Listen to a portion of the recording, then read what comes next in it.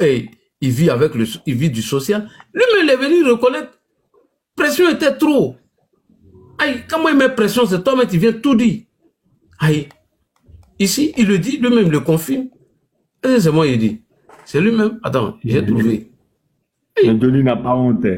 J'ai dit, il ne travaille pas. Avec ça, il y a des gens à Paris et ils sont là que c'est Johnny qui est le héros. Si Johnny vient, si tu as touché Johnny là, nous, hein. Lui-même, il dit, il a 6 000 euros dans son compte courant. Il dit, il n'a plus d'hier.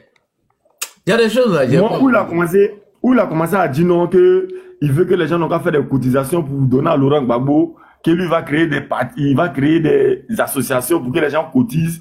Tous les gars de la diaspora vont cotiser. Il a compris que lui là, c'est là, il cherche. Attends, j'ai mis ma vidéo. Il demande aux gens de cotiser. Voilà ça ici. Il reconnaît qu'il vit du social. Oui. Pression est trop.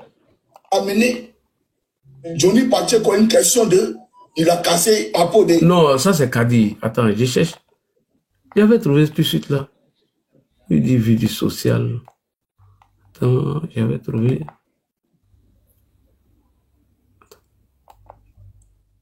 Non, attends. J'avais trouvé ça tout de suite, mais j'ai trouvé. Si je trouve tout de suite, je vais te montrer. J'ai trouvé la vidéo tout de suite là. Aïe, lui il est venu reconnaître. Aïe, et c'est moi je joue avec lui. J'ai mis ça où? Ah, voilà, j'ai trouvé. Même pas 2000 euros. J'ai trouvé. Insulte les politiciens. J'ai trouvé. Moi, je vis, moi, je vous ai entendu dire que moi, je vis, je ne travaille pas, je vis du social. Ah, donc il y a social ici. Ah, d'accord. Et donc, c'est ce même social-là qui entretient Johnny Pacheco, comme vous le dites là. C'est ce même social que je veux en Côte d'Ivoire. C'est ce même social que je veux pour les Ivoiriens. Ces Ivoiriens-là ont le droit d'être entretenus par l'État. Parce que l'État ne veut rien faire pour eux. Et je ne suis pas d'accord. Parce que l'État peut faire quelque chose pour eux. Moi, je vous ai entendu dire... Voilà. J'ai dit, il ne travaille pas. Frère, ce qu'il te dit là, c'est vrai. Hein? Tu as déjà vu Johnny venir démentir un de mes trucs. Tu vois la photo de l'hôtel que je t'ai montré là. Un jour, il allait là-bas. Je vais te raconter l'histoire. Tu vas pas croire. Johnny, bon, si il est aussi, il va savoir c'est qui. Donc, je préfère taire d'abord. L'heure n'est pas encore arrivée de jeter les bombes. S'il dit, il va connaître mon Chris Yapi, parce qu'il a commencé à supprimer certains fichiers. D'après lui, c'est Zibou là. Quand tu as arrivé live comme ça, ils viennent en tas. Johnny allait manger à une go là-bas. Go là touche plus de jetons que lui. Tout l'argent qu'il a reçu, d'après lui, venant des autorités, il allait bouffer tout. Et il allait demander transport à quelqu'un d'autre. Il dit, il attend. Il sait. Il a répondu à Makoso. Il a répondu à Yaka Yaka. Mais moi, il ne me répond jamais. Tous les tirs qu'il donne là, c'est tirs de sommation. Et où il est là? Si tu as bien remarqué les maisons en Finlande, quand il tourne sa caméra, automatiquement, tu tombes sur la cuisine et les toilettes. Ouais. Bon. Il dit, même caca de Johnny, moi, il connaît couleur. Il a qu'à me lancer un défi. Il n'a qu'à lancer. Il connaît. Aujourd'hui, il veut faire diversion, parler d'Assalfo. Moi, je vous ai dit matin là qu'il n'a rien. Je vous ai dit, personne cherche à le tuer. Il n'a rien. Il n'a rien. Oui, même si les gens dormir, sont derrière lui, on veut le tuer. Il a dit ça matin là. Il dit, personne veut le tuer. Personne. Personne veut le tuer. Et je vous ai dit ça. Tu vas chercher à tuer lui là. Je te jure, hein, frère. Demande à quelqu'un qui vit en Finlande. La validité de ton séjour est égale à la validité de ton passeport. La validité de ton séjour est égale à la validité de tout qui reste dans ton passeport. Ça, c'est une bombe de... Il dit... Donc, si le séjour-là, si c'est 5 ans, ton passeport c'est 5 ans. Il dit, il est en train de pleurer. Il pleure. Il ne demande pas... Il va lancer comme ça là. Ça là, non, j'attends. Je suis pas pressé. Johnny sait de quoi il parle. Non, Johnny, parmi les gens qui sont allés retirer l'argent de Johnny, là, il y a 3 qui ont fui. 3 ont gagné à temps. Et il sait tout ce qu'il dit là. Demandez-lui. Aïe, il connaît. Et quand on dit aux gens que la Finlande et puis la France, c'est pas la même chose. Et ceux-là, ils n'aiment pas les conneries chez eux. Hein. Déjà, même lui, il a été condamné avec sursis. Et ce que nous on est en train de préparer, moi je ne peux pas tout dire. Si vous voulez que moi je dise tout ici, je ne peux pas tout dire.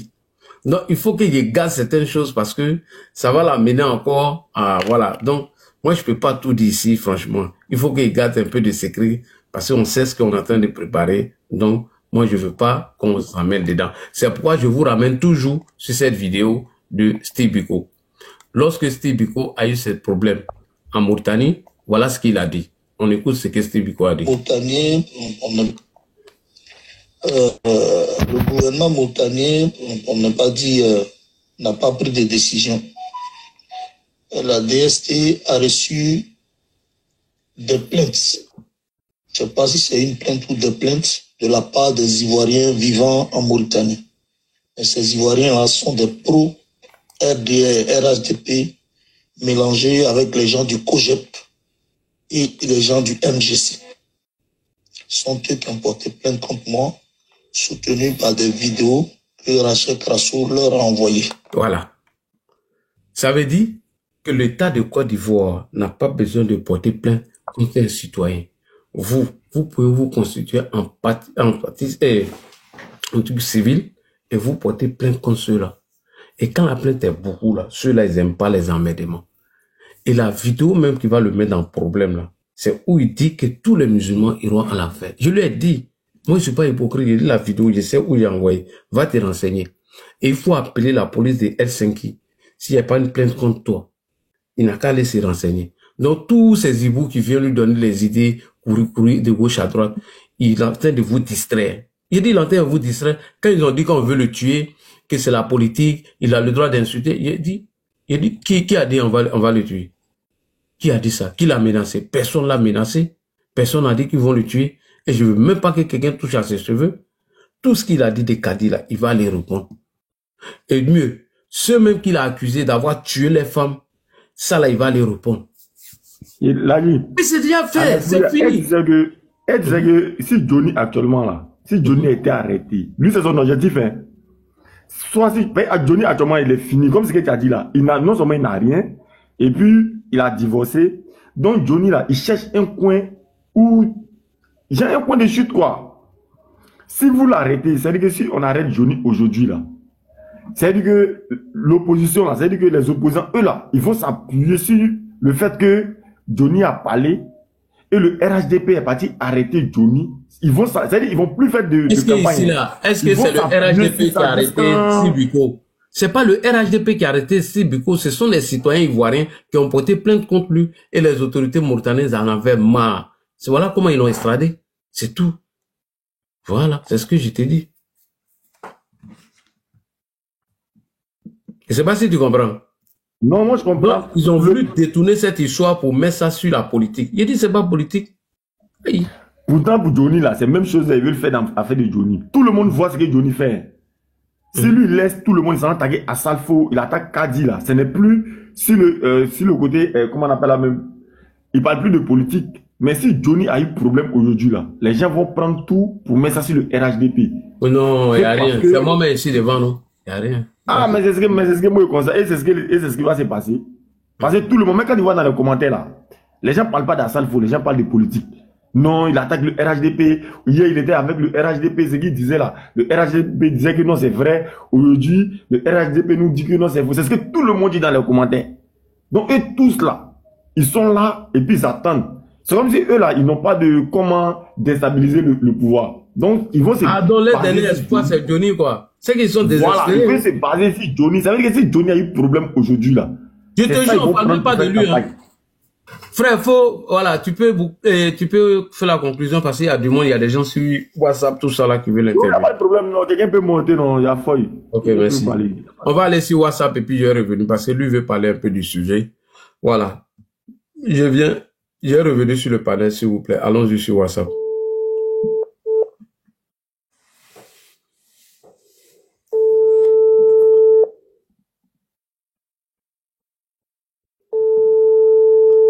Ah, donc ainsi, je m'en vais là, sur le panel là, ça va être chaud de revenir ici. Hein.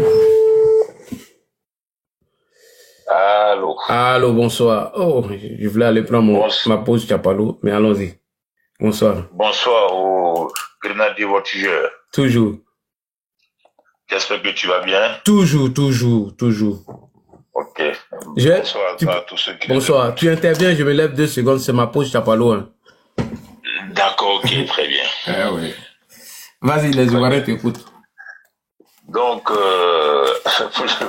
ne pas faire comme Kanté Boubacar, amis éditeurs, bonsoir. Voilà. Donc, par rapport au thème de ce soir, j'aimerais d'abord, avant de revenir à la conférence de presse du procureur de la République, parler un peu de cette petite histoire que les souristes veulent exploiter en ce moment-là, qui est donc la mise dans une procédure de suspension d'un certain Soro Alphonse, qui est commissaire de police, qui est donc le frère de Soro Guillaume. Il y a eu une procédure disciplinaire qui a été engagée contre lui, et c'est donc dans le cadre de cette procédure judiciaire-là qu'il a été suspendu de ses fonctions en attendant le résultat des enquêtes.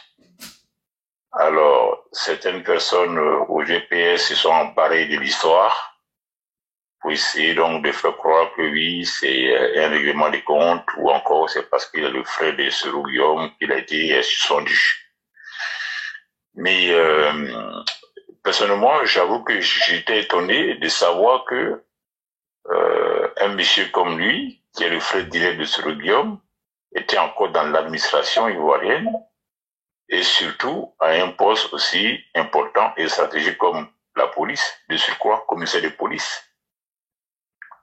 Il est le frère de celui qui a dit ici qu'il va faire asseoir le président Alassane Ouattara pour lui donner conseil.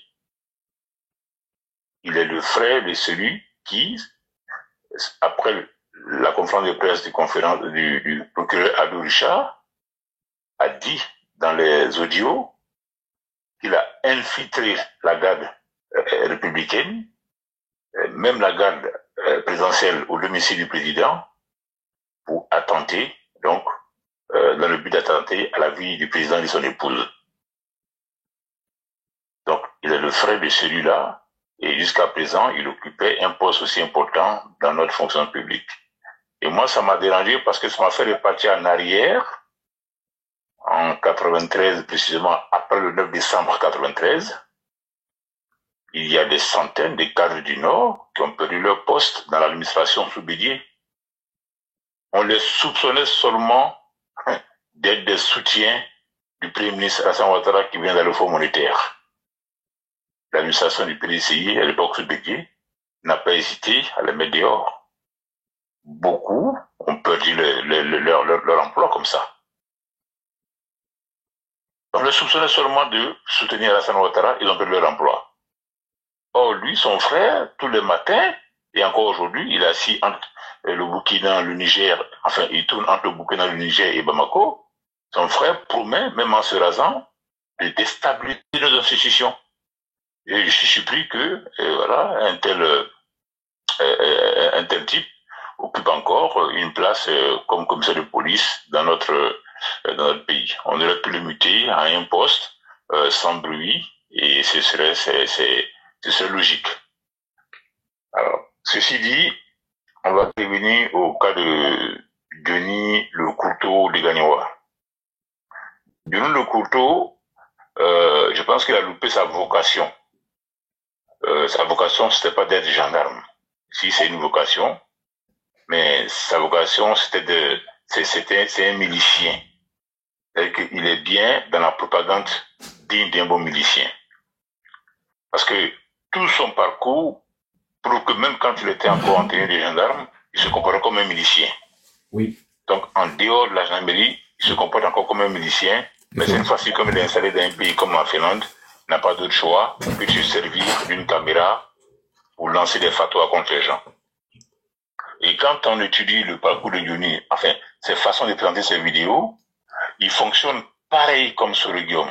C'est-à-dire que c'est la génération ça. Blé Goudé, Damana Picasse, Soro Guillaume, Johnny Pacheco, moi je les mets tous dans le même panier. Il y a des traits de similitude entre Soro et Johnny. C'est fou, hein? Soro s'est rapproché à l'époque du RDR et du RAGP pour profiter, pour jouir des avantages du pouvoir. Johnny paraît s'est rapproché du RAGP pour profiter et pour jouir des avantages du pouvoir.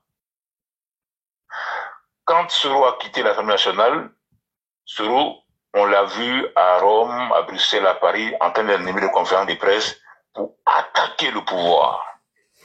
Quand Johnny a quitté le RAGP, pour une raison ou pour une autre, il a commencé à attaquer le pouvoir. Soro, dans ses vidéos qu'il faisait tantôt, il ne manquait pas de cracher sur le cadre du RAGP. Oui, même les morts. Il disait même qu'il y en a qui lui rendaient visite à l'Assemblée nationale, qui disaient qu'Alassane n'était pas ivoirien, il y en a qui disaient qu'il ne connaît pas RAGP. Soro se permettait de dévoiler des secrets d'État.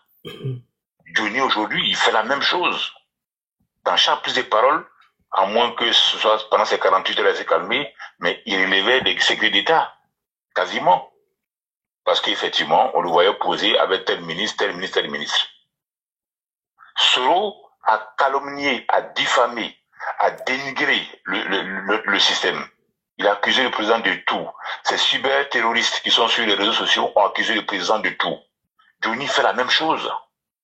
Aujourd'hui même, tu vois sa barbe, tu vas dire qu'il ressemble, il porte ses lunettes, tu vas dire qu'il ressemble à Soulou de Paris. Regardez le visage de Soulou de Paris. Regardez sa barbe et ses lunettes. Regardez la barbe de Johnny avec sa barbe et ses lunettes. C'est copier-coller. Ils se ressemblent. Pareil. Donc, autant Soro a calomnié, a accusé, a dénigré, Johnny a fait la même chose. Donc, quand j'ai fait ces liens-là, je me dis en fait que ils sont tous des élèves de leur père, c'est-à-dire des Gbagbo Laurent. Gbagbo a fonctionné comme ça, et le résultat qu'il a donné, c'est Soro, c'est Koukouignon Chris, c'est Bleu Goudé, même aussi on n'en parle pas encore, c'est Damana Picasse. Donc je vais finir maintenant sur Damana Picasse. Picasse, je crois que c'est celui qui a